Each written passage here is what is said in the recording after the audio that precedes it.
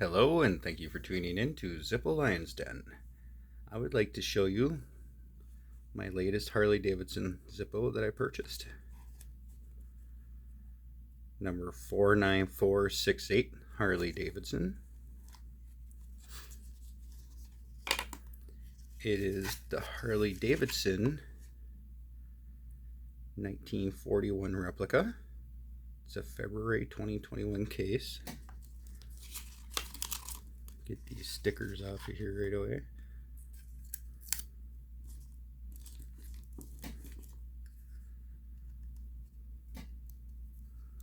There we go. Nice click. April 2021 1941 replica insert, which we got to get that flint out of there too right away. I don't know if you know this, but if you have any Zippo that you're just going to store and not use, take the flint out.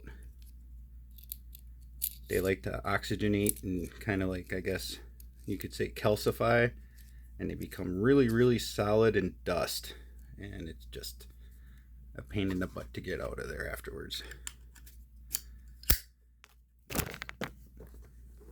But it is done on a Black Crackle 1941 replica that I would say they laser engraved the image on, and I think it looks really cool.